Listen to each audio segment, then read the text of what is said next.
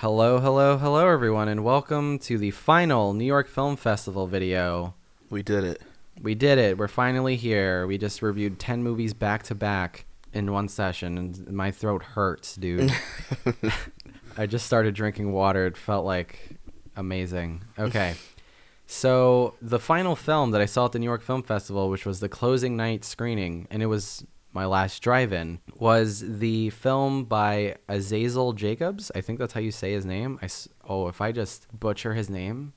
No, I didn't. I said it right. It's the newest film by him. I have a bunch of his movies on my list that I keep forgetting about, and you probably aren't aware of either. But he just came out with a film called French Exit, which is the newest vehicle for Lucas Hedges and Michelle Pfeiffer.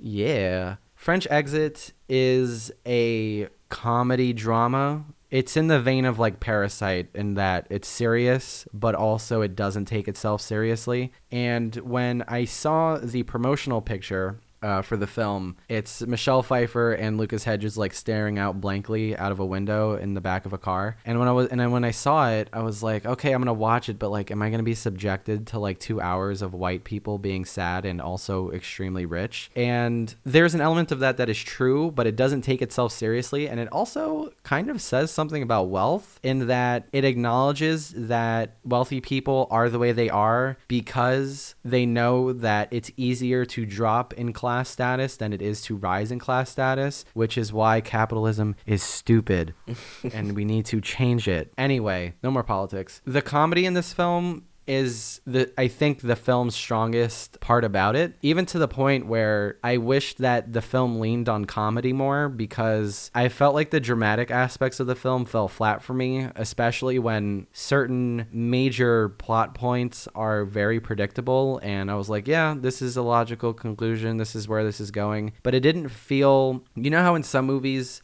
you know where it's going, but like you're just with it and the journey is just like, oh, this is so worth it. And yeah, it didn't feel like that to me. Like I was like, oh, it's going here. This is exactly what's happening. And it tried its best to hide things in its setup, but it just didn't do it well enough for me. That was shocking or provoking at all. And I wish that it stayed with the comedy a lot more, because usually, I don't know, with comedies, I'm a lot more sensitive. And this film, every time it attempted comedy, it just worked so well. And there's a bit with a freezer that is so good. It does the, the thing that's been maligned recently with the repeating the same line because it's funny.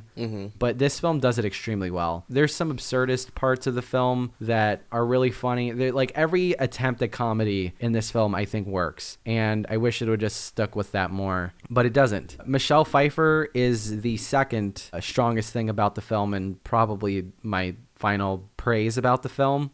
She is as wonderful and just over everything as she was in Mother, but in this case, she's not trying to steal the spotlight from anybody. She is the spotlight. She will probably get a lot of Oscar attention for this. It is very much like a Norma Desmond type of role. It feels like that in a way. She'll probably get a lot of attention for it, and it's deservedly so. I think she's really good in it. But that's really it. Like, this film doesn't do anything else for me. It's shot mostly conventionally. Lucas Hedges is in it, and he does things, and it's pretty entertaining. And if you want to spend 90 to 100 minutes watching a film, you really can't go wrong with French Exit. It's a pretty entertaining film with a great performance. And I'm giving French Exit a 6 out of 10.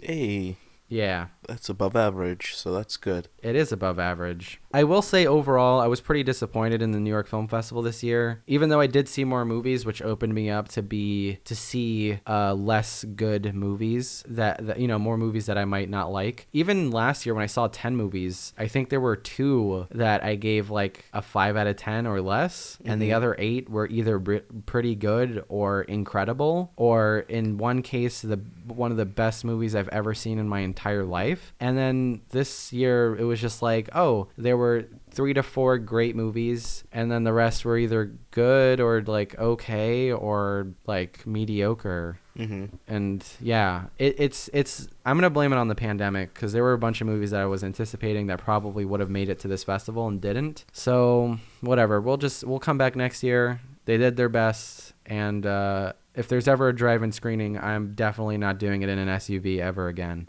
So, yeah, that's all I have to say. Do you have any questions? Do you have any... I was going to say, hopefully next year, by this time, you can go inside of a movie theater to watch these movies. Well, hopefully you can go inside of a movie theater with me. Oh, yes. You should get some tickets and then come. Yeah, that would be a wave. Yeah, you should. You should move. You should come here. If you enjoyed this video, hit the like button. If you agree or disagree, tell us in the comments. Subscribe if you haven't already. Share with your friends. Do all the things. The Matrix video exists, and it's out. Probably not. Just kidding. LOL. It'll never be out.